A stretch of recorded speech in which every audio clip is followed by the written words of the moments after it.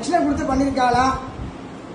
ஏச்சேமே யஜ்ஞார்த்தாக சேஷா பிராமணா புத்தி என்ன அப்படின்னு சொல்லப்பட்டிருக்கு யாகசாலையில. யாகசாலைக்குள்ள யாகம் பண்ணுறதுங்க நடக்கவே நடக்காது.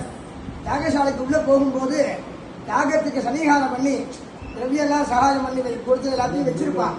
அதை பார்த்து இவர் சொல்லணும், இதெல்லாம் யஜ்யத்துக்காக உள்ளது, பாக்கி ஏதாவது இருக்கிறது ஏதாவது இருந்ததுன்னா அது பிராமணாக புத்திரன் அப்படின்பா.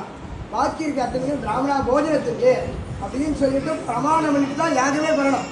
அப்படி அதுக்கு மீறி கூட போறல போறல போறல அப்படின்னு பிராமணாளுக்கு 5 லட்சம் கொடுத்தா போறலேம்பார், 10 லட்சம் கொடுத்தா போறல, நிறைய கொடுத்துட்டே இருக்கணும் அப்படின்னு சமயத்துல யார்ட்டா ஒருத்தர் சொல்லி கடனை வாங்கி பிராமணால வாங்கிட்டு வந்துட முடியாது. அந்த அளவுக்கு சேஃப்டியா வரணும். உண்மையை சொல்ல வரேன். என்ன அந்த அளவுக்கு நிறைய தட்சிணையும் கொடுத்து 1 மாசம் 40 நாள் யாகம் பண்ணார். 40 நாளைக்கு ஆகாரமே கிடையாது. நினைச்சு பார்க்க முடியுமா? எனக்கு தெரியாது. அப்புறம் தான் ஒன்றுனா தெரிய ஆரம்பிச்சு. அது நம்ம சிஷ்யா, நம்ம குழந்தைகள், எங்கள் ஆத்து பிள்ளைகள் தான் பிரதான கிருஷ்ணமூர்த்தின்னா. அவரோட சேர்ந்து எங்கள் ஆத்து சிஷ்யா, பிள்ளை, மாப்பிள்ளை எல்லாரும் எதுக்கு சொல்ல வரேன். அது மாதிரி வாத்சல்யமாக இருக்கக்கூடியவர், பெரிய வித்வான், படித்து யாகம் பண்ணுறது, படிக்காமல் சும்மா சொல்லி வச்சு யாகம் பண்ணுறது அப்படிங்கிறது வேற. யாஜமான மந்திரத்தை மட்டும் தெரிஞ்சுட்டு யாகம் பண்ணுறதுங்கிறது வேற.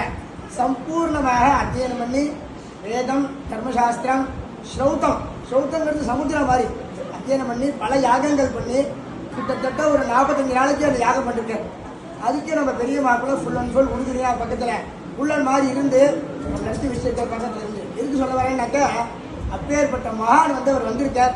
நம்ம எல்லாரும் அவரே வர முடியாது, இருந்தாலும் திடீர்னு தற்காலிக டிக்கெட் வாங்கி வந்திருக்கேன். இன்னும் கிளம்புறேன். நேற்றுக்கு இப்படி மகானுக்கு நமஸ்காரம் பண்ணி நம்ம ஆசீர்வாதத்தை வாங்கிட்டோமோ அதே மாதிரி நம்ம எல்லாம் நமஸ்காரம் பண்ணி துளசி இதெல்லாம் கொடுத்து சமர்ப்பணம் பண்ணி நமஸ்காரத்தை வாங்கிப்போம், ஆசீர்வாதத்தை வாங்கிப்போம், நமஸ்காரத்தை பண்ணுவோம். எங்களுக்கு வேற ஒன்றும் சொல்ல தெரியல எப்படின்ட்டு பெரிய பாக்கியம். அவ்வளோதான். இந்த குடும்பத்தில் எல்லாரும் இந்த பாடசாலை பந்து மித்திரம் அத்தனை பேரும் பாக்கியம் பண்ணிருக்கோம். மகான்லாம் வந்திருக்கேன். அவ்வளோதான். அதுக்கு